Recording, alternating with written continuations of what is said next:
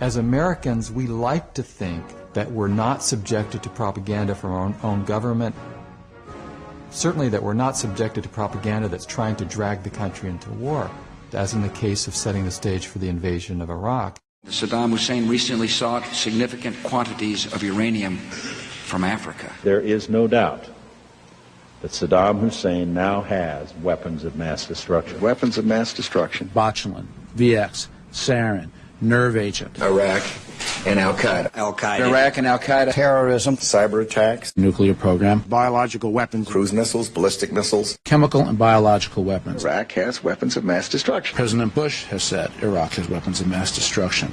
Tony Blair has said Iraq has weapons of mass destruction. Donald Rumsfeld has said Iraq has weapons of mass destruction. Richard Butler has said they do. The United Nations has said they do. The experts have said they do.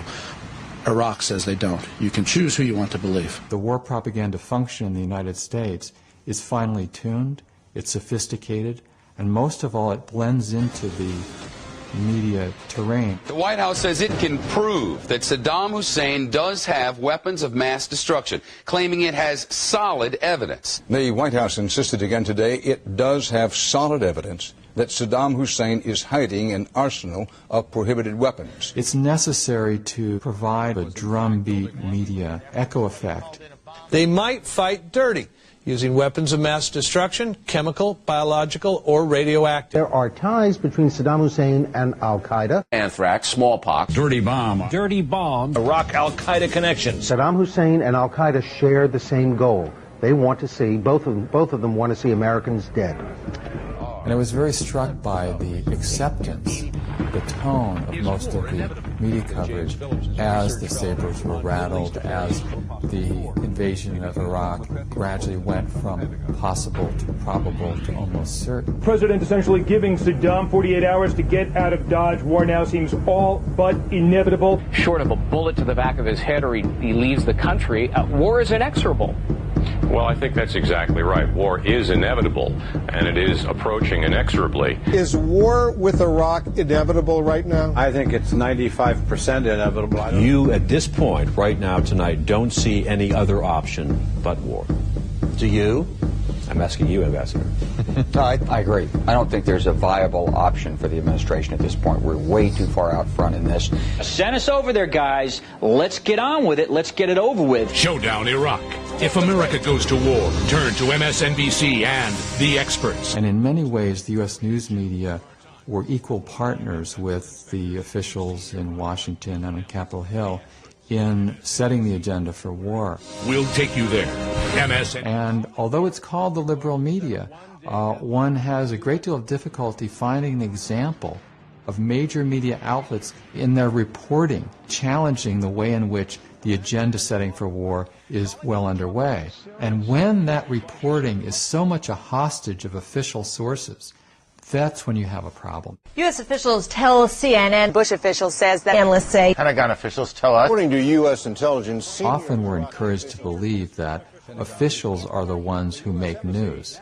U.S. officials say. U.S. officials say that. U.S. officials here say. Means officials here at the White House tell us. They are the ones who should be consulted to understand the situation. I just pulled these two things out. I've laundered them so you can't really tell what I'm talking about because I don't want the Iraqis to know what I'm talking about. But trust me, trust me. If history's any guide, the opposite is the case.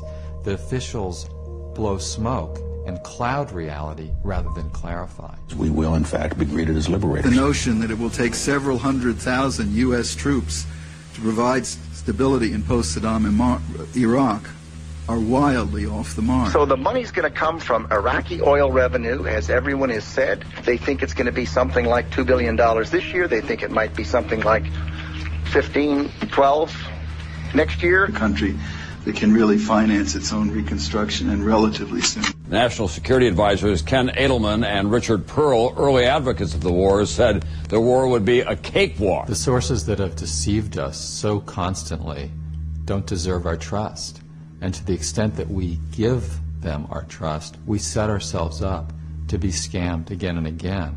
There are reports that there is no evidence of a direct link between Baghdad and some of these terrorist organizations. There are known knowns. There are things we know.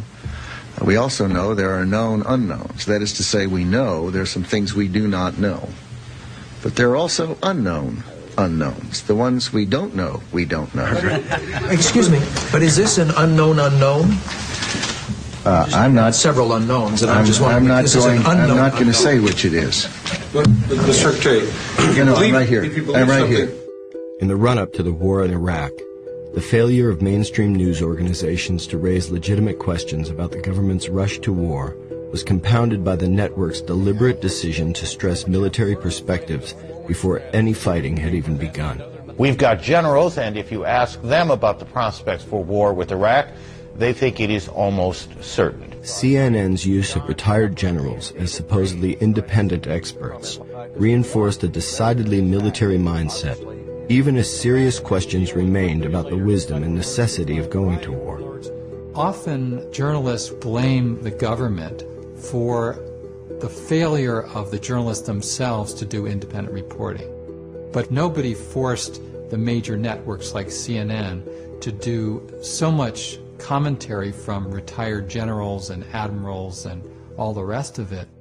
You had a top CNN official named Eason Jordan going on the air of his network and boasting that he had visited the Pentagon with a list of possible military commentators. And he asked officials at the Defense Department whether that was a good list of people to hire. Well, I think it's important to have experts explain the war and to describe the military hardware, describe the tactics, talk about the strategy behind the conflict. I went to the Pentagon myself several times before the war started, met with important people there and said, for instance, at CNN, here are the generals we're thinking of retaining to advise us on the air and off about the war, and we got a big thumbs up on all of them. That was important. It wasn't even something to hide ultimately. It was something to say to the American people on his own network, see, we're team players. We may be the news media, but we're on the same side and the same page as the Pentagon. And that really runs directly counter to the idea of an independent press. And that suggests that we have some deep patterns of media avoidance when the U.S. is involved in a war based on lies. My fellow Americans. In 1964, President Lyndon Johnson falsely claimed that an attack on U.S. gunships by North Vietnamese forces in the Gulf of Tonkin gave him no choice but to escalate the war in Vietnam. Renewed hostile actions against United States ships on the high seas in the Gulf of Tonkin have today required me to order the military forces of the United States to take action in reply.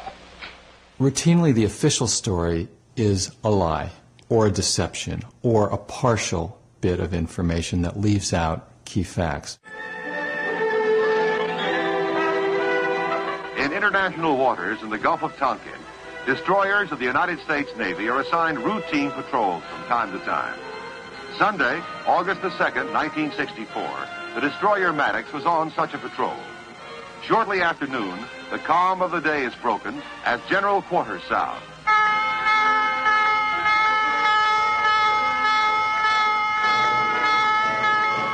In a deliberate and unprovoked action, 3 North Vietnam PT boats unleash a torpedo attack against the Maddox. The official story about the Gulf of Tonkin was a lie. The destroyer was carrying out a mission of patrol in those waters, in international waters. When it was attacked, but it quickly became accepted as the absolute truth by the news media.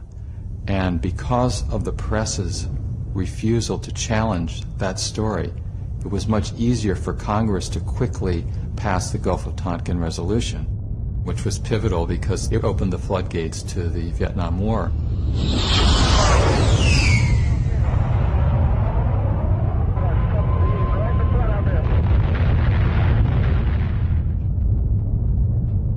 Well, I think it's a very clear demonstration of the unity of the country behind the policies that are being followed by the President in South Vietnam, and more specifically of the action that was taken in response to the attack upon our destroyers. At that point, the facts were secondary.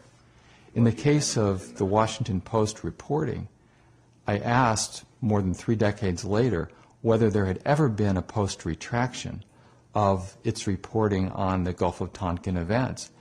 And I called the newspaper and eventually reached the man who had been the chief diplomatic correspondent for the paper at the time, Murray Martyr, and I said, Mr. Martyr, has there ever been a retraction by the Washington Post of its fallacious reporting on the Gulf of Tonkin? And he said, I can assure you it never happened. There was never any retraction. And I asked why. And he said, well, if the news media were going to retract its reporting on the Gulf of Tonkin, it would have to retract its reporting on virtually the entire Vietnam War.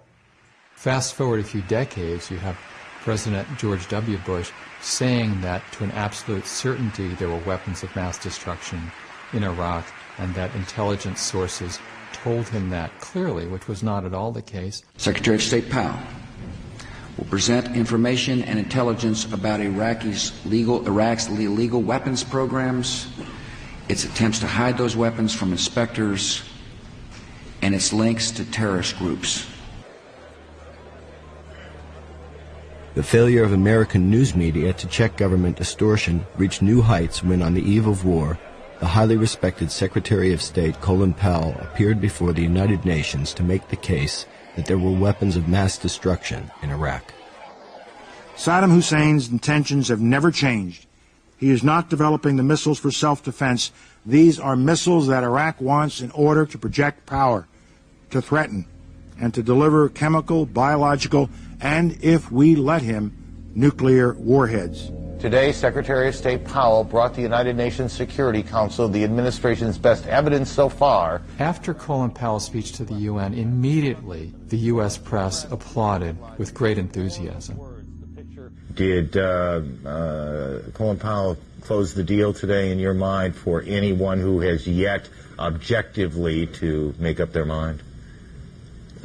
I think for anybody who analyzes the situation, he has closed the deal. This irrefutable, undeniable, incontrovertible evidence today. Colin Powell brilliantly delivered that smoking gun today. Colin Powell's outstanding today. I mean, it was lockstep. It was so compelling. I don't see how anybody at this point cannot support this effort. He made a wonderful presentation. I thought he made a great case for the purpose of disarmament. It was devastating. I mean, and overwhelming abundance of the evidence. Point after point after point. He just flooded the terrain with data. It's the end of the argument phase. America has made its case. The Powell speech has moved the ball. I think case is closed. But at the time, it was quite possible to analyze and debunk what he was saying.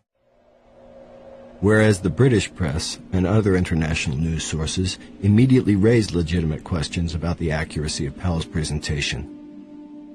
The major U.S. news media were virtually silent about the factual basis of his claims, and near unanimous in their praise. Even the purportedly anti-war New York Times editorialized the next day that Colin Powell had made a sober case, a factual case. One of the great myths and part of the war propaganda cycle is way after the fact to claim that it couldn't have been known at the time that U.S. officials were lying us into war. And in point of fact, it was known at the time and said by many people who were not allowed on the networks by and large. One such critical voice belonged to MSNBC's Phil Donahue, one of the few mainstream media commentators who consistently challenged the official storyline coming out of Washington.